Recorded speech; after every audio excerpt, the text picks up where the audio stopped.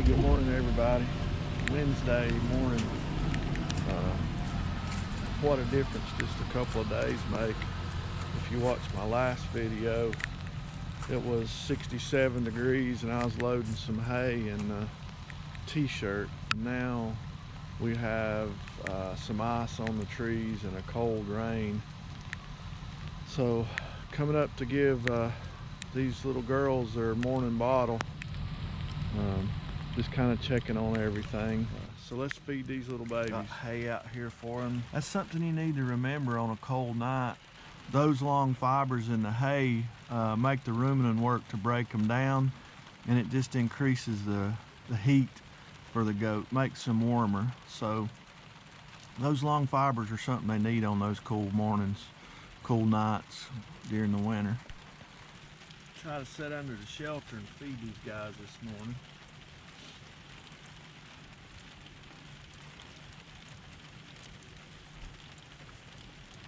Yeah, I don't have no cookies, okay?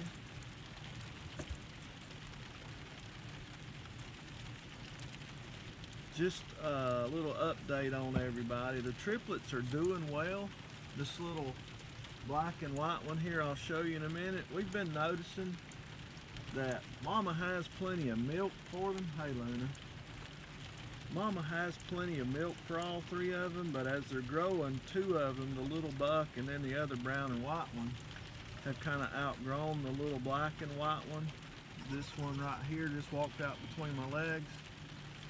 So she's getting pushed away a little bit. So we've started just supplementing her just a little bit, maybe once a day or something, twice a day, just so that she don't get so far behind.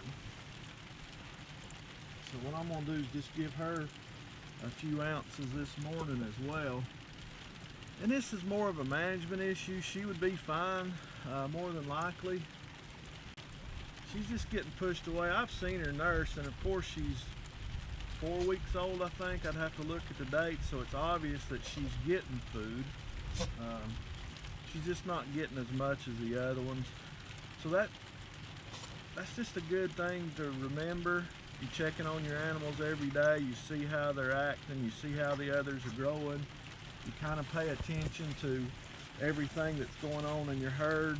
Be in tune with them. And then you're able to take care of them.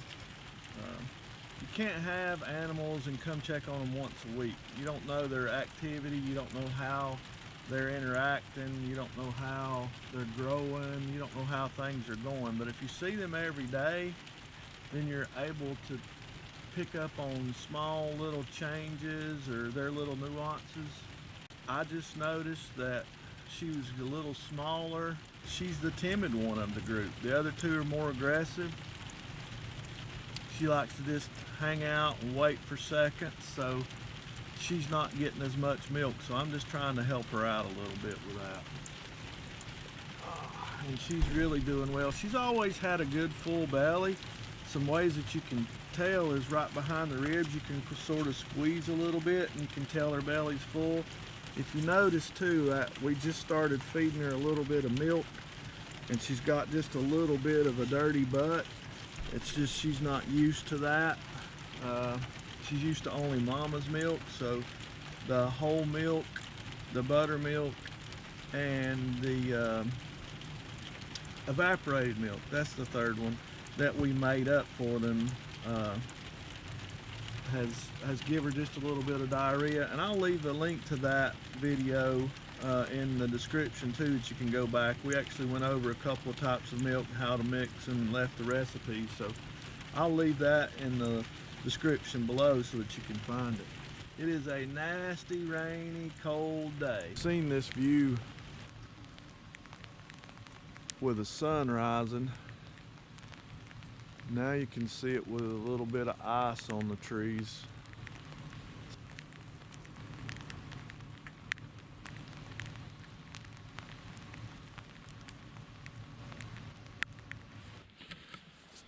All right, so we're in the doe pasture. I have, you got to see a lot of stuff on the farm, but we really haven't taken a moment to go through and look at some of my does in the pasture. This is Drax, of course. He's sitting here just kind of overlooking, overseeing. What I want to do is just take a minute, walk around the pasture with you, talk about my doe herd, and just give you guys an idea of what I have on my farm. You can see this pasture, we have a total of 41 animals, I think. All right, black and white is kind of the standard of the breed.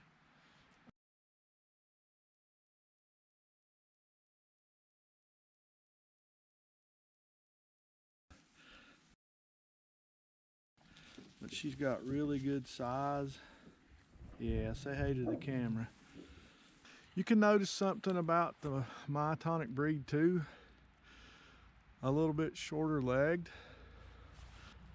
They don't have really long legs like a milk goat, or in my opinion the Kiko has a long leg. The Myotonic has a really stout short leg with a stout body and stout rump. Really thick muscled, nice deep chest, thick rump. That's what a Myotonic.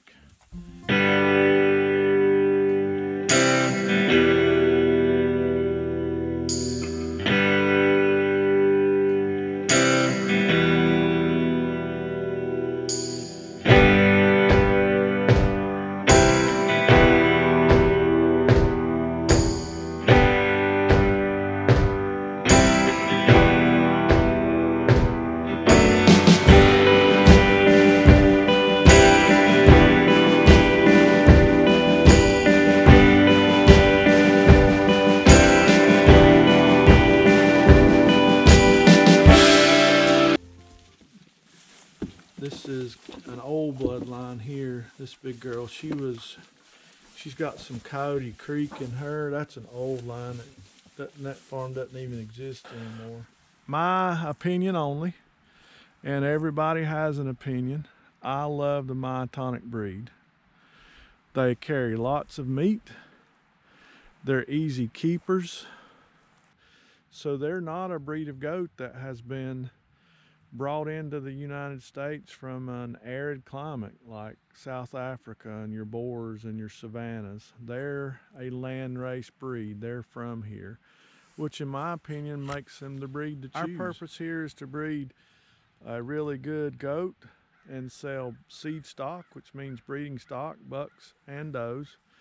And those that don't make that cut, we're selling them the meat market.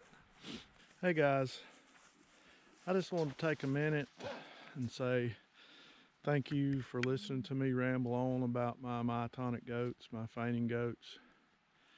I know that it's just been kind of maybe even a boring video, but I hadn't had the opportunity to show you many of the does. And I know there's so many of them and there's so many things that I want to talk about. I feel like I've just rambled and rambled.